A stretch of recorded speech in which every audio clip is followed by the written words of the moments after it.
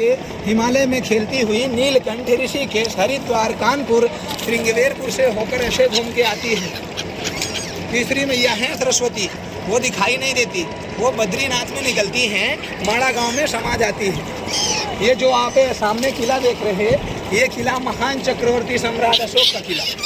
ऐसा मैं नहीं कहता, ऐसा मैं नहीं कहता, इतिहास बताता। अगर ये अकबर बादशाह का इसमें नाम चलता, अगर अकबर बादशाह का होता तो इसमें अशोक स्तंभ क्यों बनता? वो तो भाई अपने धर्म का बनाएगा, अपने मस्जिद वाला बनाएगा, अपने खुदा को बनाएगा। हमारे और आपके सनातनी को क्यों अपने किले में बसाएगा? और इस समय ये किला अपने इंडियन आर्मी के अंदर में है। इसी किले के अंदर अच्छेवड़ वृक्ष है, जहाँ पे प्रभु श्री राम, लक्ष्मण, सीता माता इधर उस काल में आए थे भरद्वाज ऋषि से मिलने के लिए। गोरखनाथ नहीं, भरद्वाज। आप ये बीच में जो पॉइंट देख रहे हैं वो उधर साइड देखिए, जहाँ त्रिवेणी संगम की बात हो रही थी। वो द्रोण के पिता भीष्म और द्रोण के गुरु थे वो। हाँ हाँ हाँ हाँ हाँ।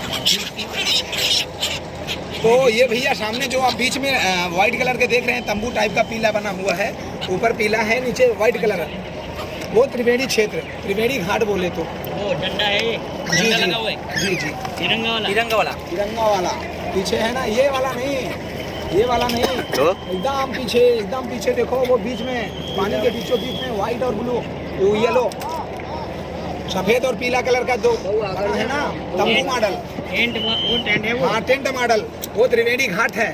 वो झंडे लगे हुए हैं। उसका अमृत पान करूंगा, अगर मैं नारी ना बना तो आपको गंगा पार कर दूंगा। तो रामचंद्र जी बोले चल भाई तेरी जैसी मर्जी, मुझको पार तो कर। तो केवट जी ने, हमारे निषाद राज केवट जी ने उनके चरण धुले। चरण धुलने के बाद पूरे परिवार सहित उनके चरण अमृत का पान किया। उसके बाद वो अपनी नैया में बैठाकर श्री राम, लक्ष्मण, सीता मैया को गंगा मैया पार करने लगे। अब जब गंगा मैया पार करने लगे तो छोटा सा क्षेत्र, अब मान लो यहाँ से ये जो डिवाइडर लगा है ना, पानी में तैर रहा, बस इतना ही।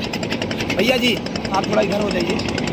अब हमारे निषाद राज केवट सोचने लगे कि भैया जो दुनिया को भवसागर से पार उतारते हैं वो आज मेरी नैया में बैठे हैं, तो क्यों ना थोड़ा देर देखा जाए जी भर के, फिर कब देखने को मिले। तो हमारे जो निषाद राज केवट थे तो वो नाव ऐसे ऐसे चलाने लगे, बीच पानी में ऐसे ऐसे ले जाने लगे। जब ऐसे ऐसे ले जाने लगे तो लक्ष्मण जी तेज थे, वो बोले केवट इतना देर क्यों लग रहा है गंगा मैया पार करने में? तो हमारे निषाद राज केवट जी ने कहा आप तो प्रभु इतना ही देर में ऊब गए, परेशान हो गए। सोचिए हम मूर्ख कामी मनुष्यों का क्या होता होगा जो 84 लाख जीवों में भटकने के बाद आपके किनारे आता है भवसागर, आप तब जाकर हमें पार करते। तो राम जी मंद मंद मुस्काए और बोले केवट तू जब तक अपनी नाव पे रहेगा तेरी नैया कभी डूबेगी नहीं। उसके बाद प्रभु श्री रामचंद्र जी, लक्ष्मण भैया, सीता मैया के साथ गंगा मैया पार करा दिए। अब पार उतरने के बाद उनके पास उतराई ना थी, अब वो तो बनवासी, तो उतराई ना थी, तो सीता मैया ने अपने सोने की अंगूठी दी, बोली केवट ये लो। तो हमारे निषाद राज केवट जो थे वो भी मतलब एक प्रकार से शिक्षित थे, उन्होंने कहा ना माता ना, मैं ना ले पाऊंगा, आप जगत की माता हैं, आप जगत की जननी हैं, अगर आपसे मैं ले लूँगा उतराई तो मैं कभी भी उद्धार नहीं हो पाएगा मेरा। ए भैया बढ़ाओ। सीता माता ने अंगूठी तो दे दी, दुनिया ने ये सब पढ़ लिया कि केवट ने अंगूठी ले ली, लेकिन केवट ने अंगूठी वापस कर दी। जब अशोक वाटिका में हनुमान जी मिलने गए थे तो हनुमान जी को चिन्हारी के तौर पे क्या दिए थे सीता माता ने कि इसको ले जाओ और प्रभु श्री रामचंद्र जी को दे देना, वो पहचान जाएंगे कि मैं सीता ही। तो उसके बाद वहाँ से पार उतरे। पार उतरने के बाद नहाए धोए, पूजन पाठ किए। पूजन पाठ करने के बाद ये जो किला है, इसी किले के अंदर एक अच्छेवड़ वृक्ष बरगद का पेड़ था, उस पेड़ के नीचे प्रभु राम, लक्ष्मण, सीता माता रुके। जब वहाँ रुके तो उन्होंने उस वृक्ष को आशीर्वाद दिया। अब मान लो आप किनारे पर कितनी देर रुकोगे, आधी घंटा 1 घंटा आपका काम हो गया तो आप चल दिए। जब चलने लगे रामचंद्र जी तो उन्होंने आशीर्वाद दिया कि यहाँ गंगा यमुना सरस्वती में जब तक जल रहेगा तुम्हारा क्षय नहीं होगा, इसलिए इसका नाम अच्छेवट पड़ा। इस वृक्ष की खूबी ये है कि इसके पत्ते कभी सूखते नहीं और ना टूट के गिरते हैं। आप तोड़ के रखेंगे तो ये सूखेंगे ही नहीं। ये रहा प्रभु श्री रामचंद्र जी के वनवास के वक्त जो रामायण में लिखा नहीं गया है, वो कहानी और कथा। और इसी से 2 किलोमीटर आगे भरद्वाज ऋषि रहते हैं, जिनसे वो मिल करके यहाँ से गए चित्रकूट, और चित्रकूट जाने के बाद सारी की सारी कथा रामायण में वर्णित है, लिखी गई है। जी बोलिए लखन सियावर रामचंद्र की जय हो। उनका घर यहाँ से ये जो ब्रिज दिख रहा है ये आगे वाला, उससे इतनी ही दूरी पे है, किनारे कगार। आप जाओगे कगार के ऊपर जब चढ़ोगे तो देखोगे घर एकदम उजड़ा पुजड़ा है, बंजर दिखता, लेकिन हकीकत ये है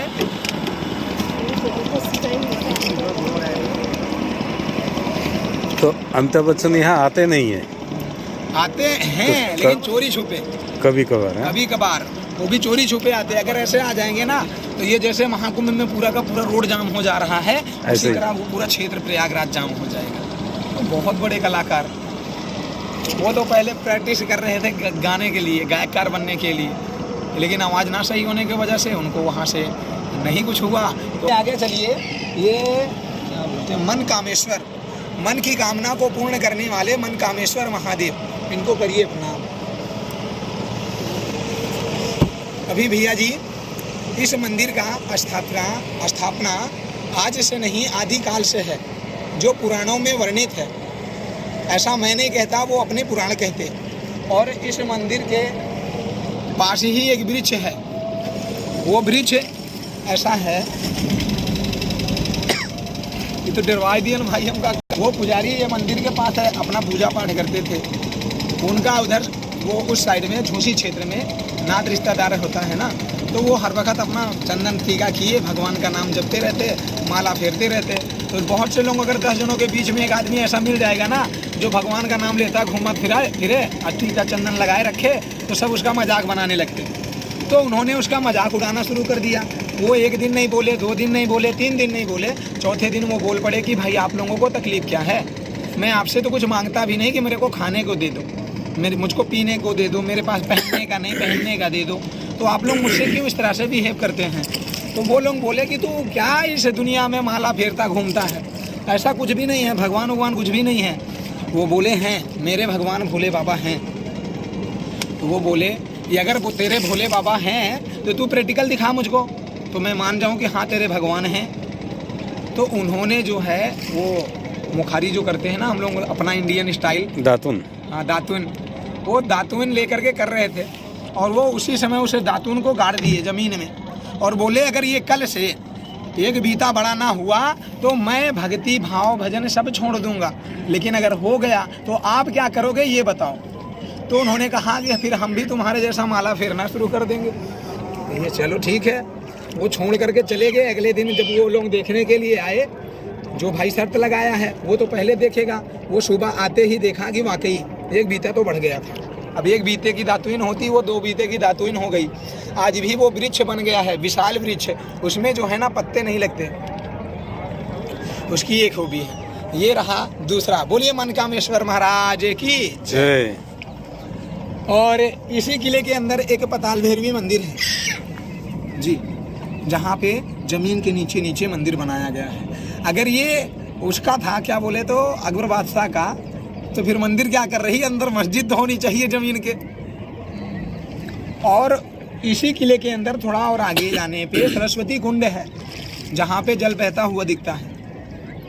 उस कुएं में जल बहता दिखता है। हमने आपको बताया जो पढ़े लिखे लोग से होते हैं वो शिक्षित, वो प्रैक्टिकल पे विश्वास करते हैं। तो उन्होंने उस जल को टेस्ट किया जब कुएं से निकाल करके 2-4 बाल्टी, तो वो जल सरस्वती मैया का था। उनको ये क्लियर पता हो गया कि ये जल सरस्वती मैया का है, लेकिन ये क्लियर नहीं हुआ कि किधर जाके निकलता। तो उन्होंने 400-500 ड्रम में लाल पीला नीला कलर खोल के डालना शुरू कर दिए। जब वहाँ डालना शुरू कर दिए तो वो बीच में जो दिख रहा है ना भैया, आपने जो बताया वो लाइट चमक रही है पीला और सफ़ेद पे, वहीं पे वो कलर जाके निकलने लगा। जब वहाँ निकलने लगा तब लोग माने कि हाँ इधर त्रिवेणी संगम होता है। वरना बोल रहे थे कि हमारे और आपके सनातन में अंधभक्ति फैला रखी है। हाँ बोलिए त्रिवेणी मैया की जय। जय।